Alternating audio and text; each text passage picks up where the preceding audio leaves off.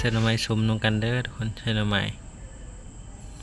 แซ่บคนจะแซ่บนำกันทุกคนแกงไก่เส้นหน่อไม้นำกันเด้อทุกคนรวยคนแซ่บทุกคนนี่ข้าวนำกันเด้อทุกคนตอนเย็นทุกคนแซ่บฮ้อนทุกคนข้าวเหนียวแซ่บนำกันเด้อข้าวเหนียวเตรียมตีบทุกคนมันฮ้อนนำกันทุกคนแซ่บทุกคนแซ่บนำกันเด้อแกงไก่เส้นหน่อไม้ชมแซ่บหลายทุกคนเบิกต่อไปกันเลยทุกคนกับสบายดีสวัสดีพบกับรายการชาแนลขนมกันได้เลยทุกคนกินแกงไก่เส้นหน่อไม้คนจะแซ่บคนแซ่บนำกันเด้อคนแกงไก่เส้นหน่อไม้แซ่บคนแซ่บนำกันเด้อทุกคนลงมือกันเลยทุกคนข้าวเหนียวห่อนทุกคนข้าวเหนียวห่อนทุกคนแซ่บนำกันเด้อตอนเย็นคนแซ่บทุกคนลงมือกันเลยทุกคนแซ่บนำกัน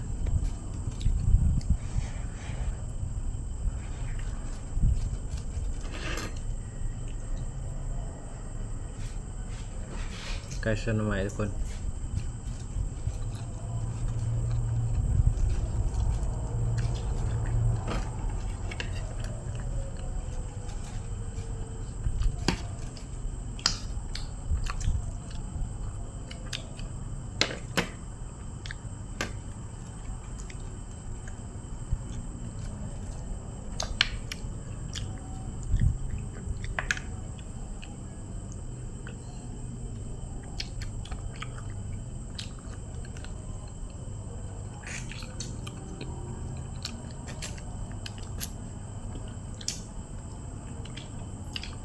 แซ่บนำกันเด้อทุกคน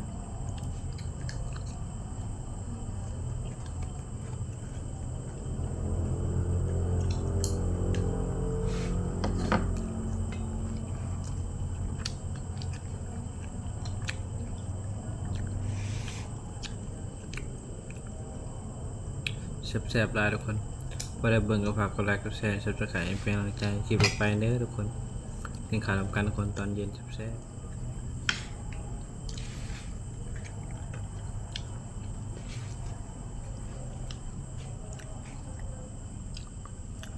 บนำกันเด้อทุกคน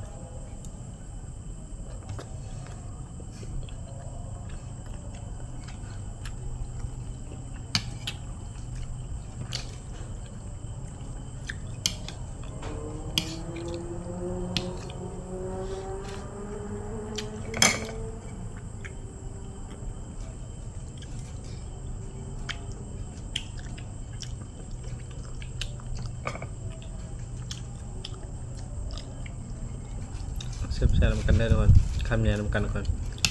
แกงไก่เส้นหน่อไม้ทุกคนแซ่บ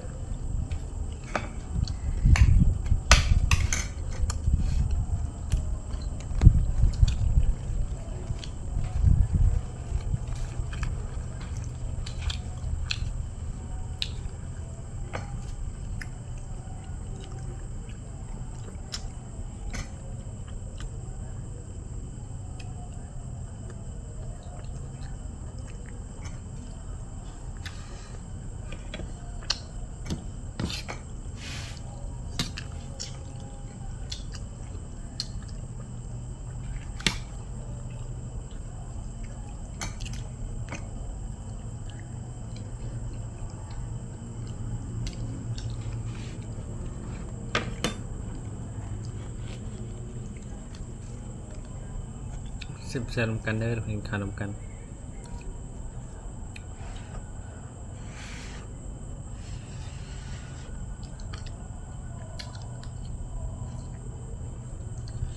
แซ่บทุกคนแกงไก่เส้นหน่อไม้จ้ะแซ่บนำกันได้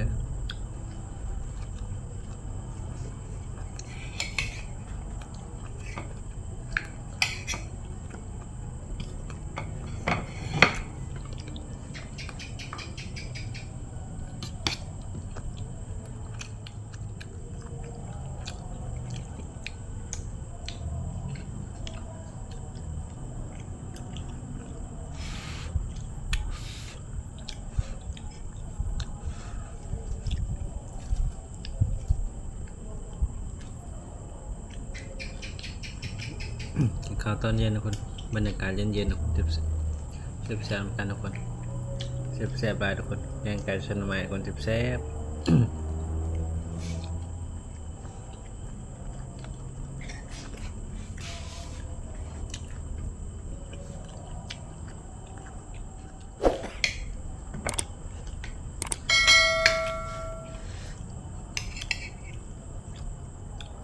แซ่บๆกันเด้อทุกคน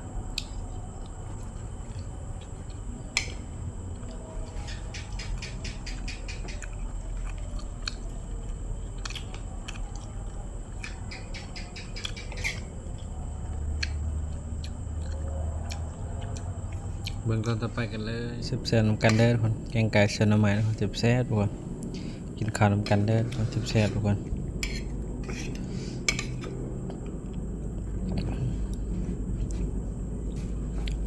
กินข้าวนำกันเด้อทุกคนแกงไก่เส้นหน่อไม้ทุกคนแซ่บๆคนเส้นหน่อไม้แซ่บๆ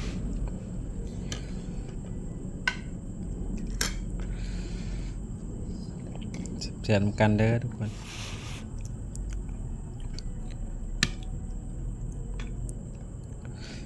แซ่บๆหลายทุกคนมาเด้อทุกคนกินข้าวนำกันตอนเย็นคนแซ่บ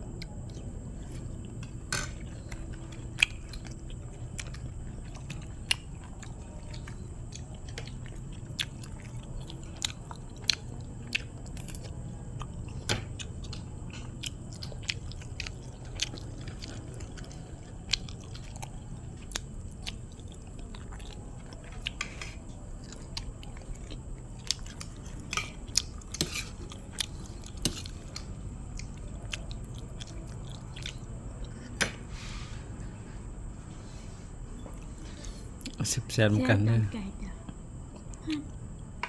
แซ่บๆกันเด้อทุกคนคำแย่นำกัน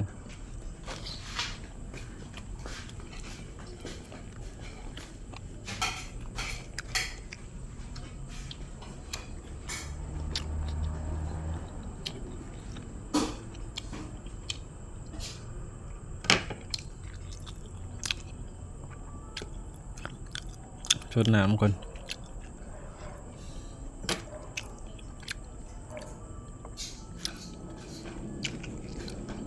ต้องขาทำกันแล้วทุกคนแซ่บๆ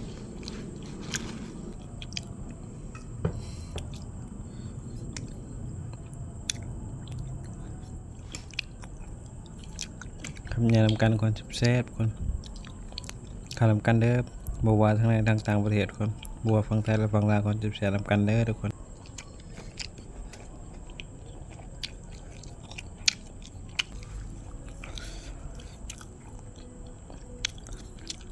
แซ่บๆกันเด้อทุกคน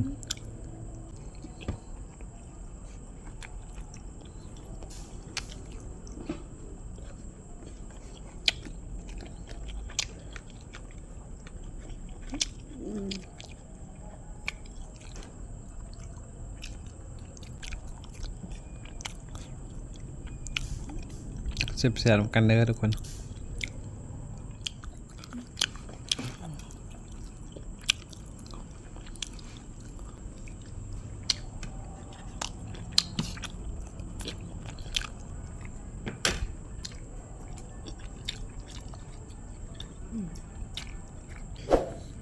แซ่บๆกันเด้อทุกคนขอตัวลาไปก่อนนะเจอกันคลิปหน้ากับสบายดีสวัสดีทุกคนบ๊ายบาย